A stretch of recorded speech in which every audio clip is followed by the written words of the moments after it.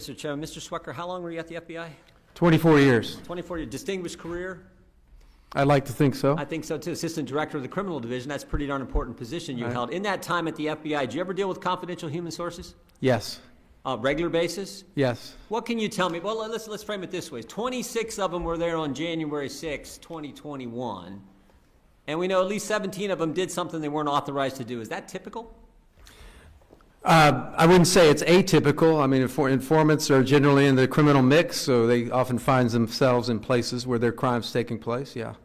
So it was okay for them to do something they weren't authorized to do on January 6th? No. There's a process for the FBI to authorize ordinary criminal activity, and it has to be they're very structured about how they handle informants. If an SAC, a special agent in charge, authorizes ordinary criminal activity, it's going to be in the file. Welcome back to the channel. Everyone, today, we're diving into one of the most explosive hearings on Capitol Hill in recent memory. Congressman Jim Jordan just grilled a former FBI official about the Bureau's use of confidential human sources. And what came out? Absolutely wild. We're talking paid informants, unauthorized actions, and serious questions about what the FBI really knew on January 6th. Stick around, because the details from this hearing are going to blow your mind. First off, let's talk about who was in the hot seat. A former assistant director of the FBI's criminal division. 24 years in the Bureau. This guy wasn't some low-level agent. He was high up, and he had answers under questioning. He revealed that 26 confidential human sources were present on January 6th, and at least 17 entered restricted areas, including the Capitol, unauthorized, unapproved, on the taxpayer's dime. And have you read the Inspector General's report on these 26 confidential human sources? Not the entire report. But according to the Inspector General, they were not authorized to do so. They were not authorized to enter the restricted space, certainly not authorized to go in the Capitol. Right. And we know 17 entered restricted space, 4 went in the Capitol. Yeah.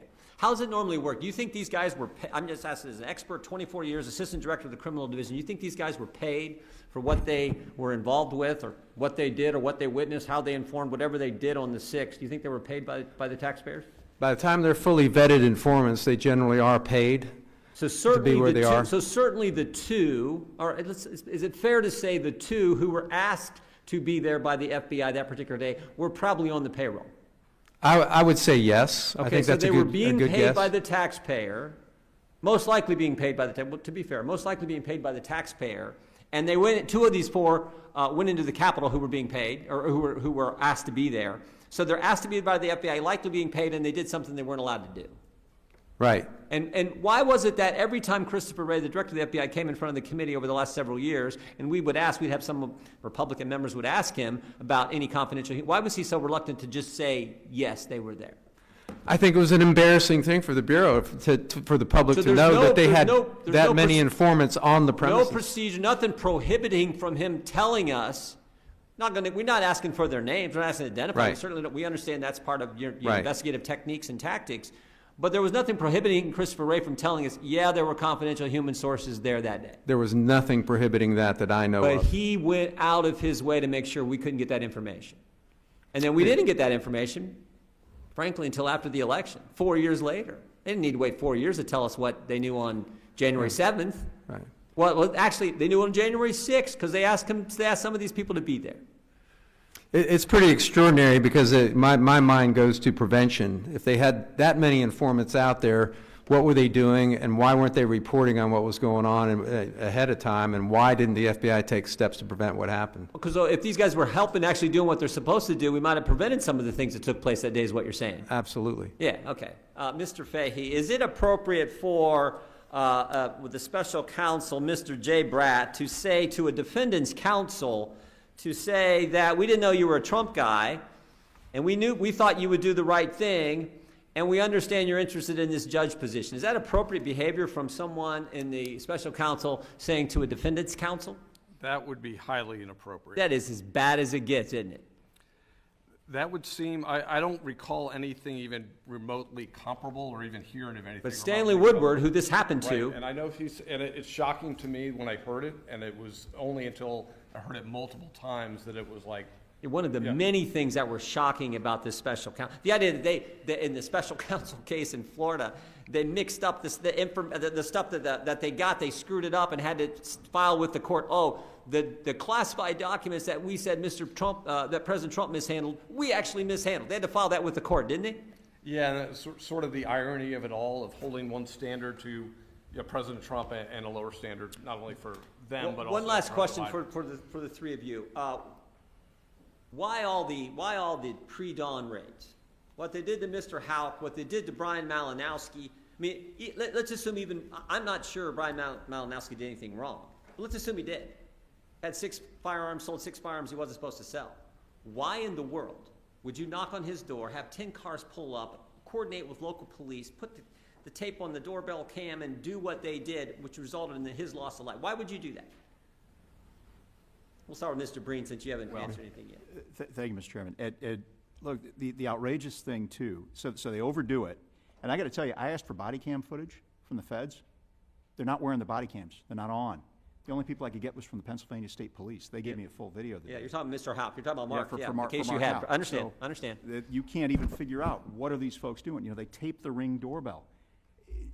Well, they did the same something thing. The point is the consistency, and they did the same thing with Mr. Malinowski. Mr. Houck was acquitted by the jury, found not guilty by the jury. Mr. Malinowski wound up dead because he thought he was being robbed, and he defended his home and then was shot in the head and died a few hours later. It's terrible what happened. And you know the interesting thing about the Malinowski case? They were surveilling him for weeks. They were all set to go do this raid pre-dawn still the week before, and they found out he wasn't there. They were going to get the firearms. He doesn't need to be there. Why in the world would you do that and jeopardize life? And of course, the worst thing happens. Mr. Swecker, would you? That's not how it's supposed to operate, is it? No. Most of the time, you do a couple hours of surveillance, you get the routines down, you catch them walking out to the car when they're unaware. Maximum drama is the only thing that you could surmise. The only explanation could be that because they followed him, and they could have went to the airport where he worked, where everyone knew. It was so ridiculous. Mr. Chairman, I thank you for this hearing, and thank you, and I yield back. Thank you, Chairman. Thank you, Chairman. That concludes today's hearing. We thank our witnesses for appearing before us and the time they spent. Without objection, all members will have 5 legislative days to submit additional written questions for the witnesses or additional materials for the record. Jordan pushed further where they paid? The response? Most likely, yes. The CHS were fully vetted and likely on the FBI payroll. Even worse, 2 of the informants who were asked by the FBI to be there on that day actually went into the Capitol, again not authorized to do so. So not only did the FBI know they had people on the ground, but those people crossed lines, and we paid for it. This is where things get really suspicious. Jordan slammed the FBI for delaying this information for years. They had it all along, but didn't reveal it to Congress until after the 2020 election. There was nothing stopping Director Wray from disclosing the president's success that day, yet every time he was asked, he dodged. Why? Embarrassment? Damage control? If you're new here, this is what we do: straight facts, no fluff. So smash that subscribe button to stay ahead of the curve. Here's the million-dollar question.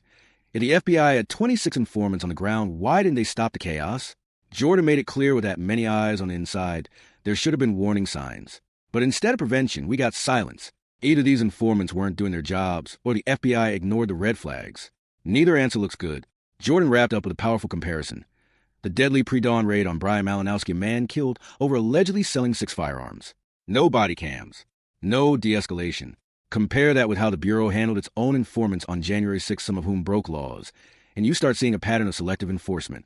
It's not just about what the FBI did. It's about how differently they treat people depending on who you are. So, where do we go from here? Jordan's questions cut deep, and the answers are still murky. But what's clear is this: the American people deserve transparency. And this hearing just pulled back the curtain. Drop your thoughts in the comments. Do you think the FBI crossed the line here? Should there be consequences? Make sure you're subscribed so you don't miss what happens next. We're covering every twist in this story, and believe me, it's just getting started. Thanks for watching, and I'll catch you in the next one.